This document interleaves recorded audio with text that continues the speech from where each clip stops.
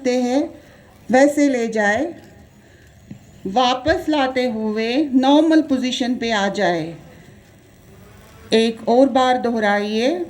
सांस को छोड़ते हुए सिर को हुए वापस सामान्य स्थिति में आ जाए। सांस छोड़ते हुए दोनों बाजुओं को सर के ऊपर से वापस ले आए। एक बारी और दोहराइए। सांस को छोड़ते हुए अपनी बाजुओं को ऊपर की ओर उठाते हुए सांस को वापस लाते हुए अपनी दोनों बाजुओं को वापस ले आए। Shoulder rotation. और दोनों बाजुओं की उंगलियों को कंधे पर रखें और कोहनियों को आगे की ओर ले आए। अब कोहनियों को और कंधों को गोल घुमाएं। 2 बारी ये क्रिया करें। अब कोहनियों को और कंधों को उल्टी दिशा में घुमाएं, एंटी क्लॉकवाइज डायरेक्शन में। हाथों को वापस लाते हुए सामान्य स्थिति में आ जाए। Trunk movement. अब अपने बाएं हाथ को अपने दाएं कंधे की ओर ले जाए और अपनी नजर को दाएं हाथ की ओर रखे। वापस सामान्य स्थिति में आ जाए। एक बारी और दोहराए।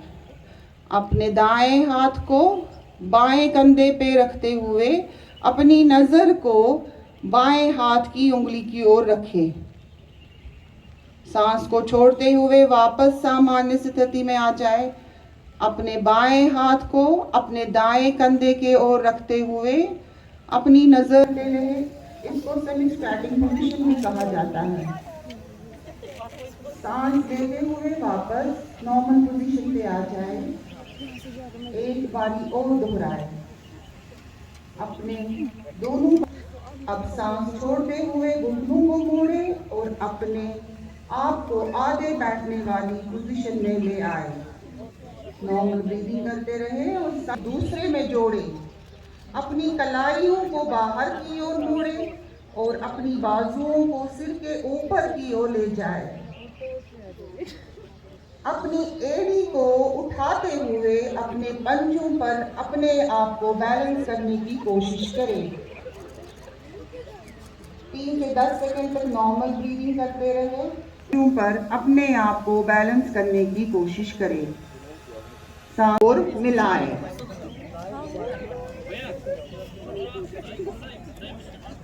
सांस को छोड़ते हुए वापस सामान्य स्थिति में आ जाए। बिल्कुल इसी तरह अपने बाएं पैर को अपनी दाएं पोजीशन पे आ जाए। एक बार और छोड़ते हुए अपने हाथों को और अपनी कमर को आगे की ओर इतना झुकाए कि आपके हाथ जमीन को स्पर्श करें। फिर सांस लेते हुए वापस अपने हाथों को उठाते हुए नॉर्मल पोजीशन पे आ जाए। पैर को अपने 90 डिग्री पे मोड़ते हुए अपनी दाएं हाथ को अपनी दाईं टांग के अंदरून नीचे की ओर झुकाए। वापस नॉर्मल पोजीशन पे आ जाइए। अपने दोनों तलवों को एक साथ जोड़िए। अपनी हथेलियां आपके पैरों के पंजे पे हो और अपनी एड़ी को अपने पास ले आए। फिर दोनों टांगों को ऊपर नीचे करें। इसे एक काफी मुफीद आसन है। टांगों को पीछे की ओर ले जाए। अपनी कमर को भी पीछे की ओर ले जाए। नॉर्मल ब्रीदिंग करते रहे। सांस छोड़ते हुए वापस वज्रासन में आ जाए।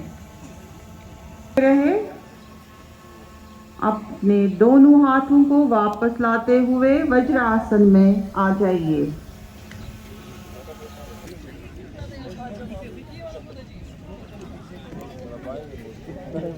अब अपने दोनों पैरों को फैलाइए और शरीर को आराम दीजिए। इसे मकर आसन कहते हैं।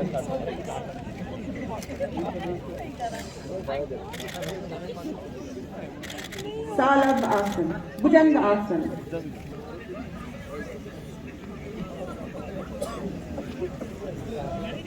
सालब आसन।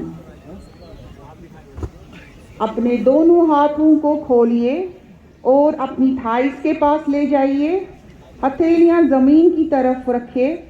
अपने दोनों पैरों को जोड़े। सांस को छोड़ते हुए वापस मकर आसन में आंखों के पास मोड़े और अपने पैरों को कमर के पास ले आए। अपने हाथों से अपने पैरों की एड़ियों को पकड़े और अपनी कमर को धीरे धीरे जमीन।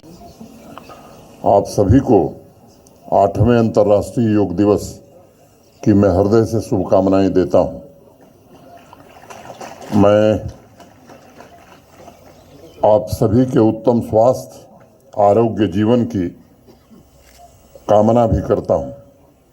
जैसा मेरे पूर्व माननीय मंत्री जी ने बताया, इस वर्ष मानवता के लिए योग थीम पर पूरे देश में और मैं कहूं कि विश्व में योग दिवस मनाया जा रहा है।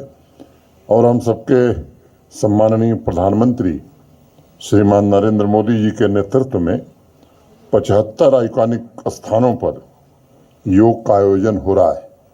वैसे तो पंचायतों से लेकर के मुझे लगता है घर विद्यालय में अनेक स्थानों पर योग हो रहा है, लेकिन आज़ादी के अमृत काल में, आज़ादी के 75 वर्ष पूरे होने पर 75 आइकॉनिक स्थानों को भारत सरकार ने चिन्हित किया। और हमारे लिए खुशी की बात यह है कि उसमें 25% हिस्सा हमारा है। माने 3 आइकॉनिक स्थान जम्मू कश्मीर के हैं। आज हम सब यहाँ इकट्ठे हैं डल के किनारे। ये पहला स्थान है, दूसरा मारतंड मंदिर है और तीसरा जम्मू में सुचेतगढ़ है। देश की सांस्कृतिक और सामाजिक विरासत डल झील भी आज इस ऐतिहासिक क्षण की साक्षी बन रही है।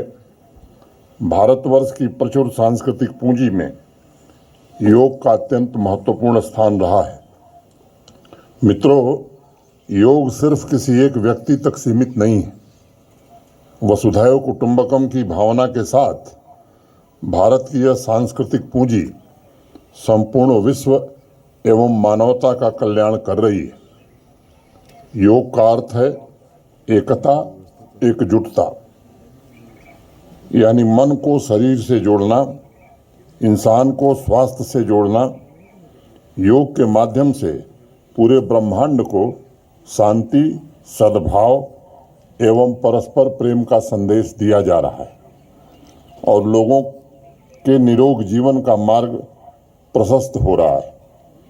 स्वस्थ जीवन के लिए योग ने 2 महत्वपूर्ण सूत्र दिए हैं, अब यानी वर्तमान एवं अनुशासन, नाउ एंड डिसिप्लिन।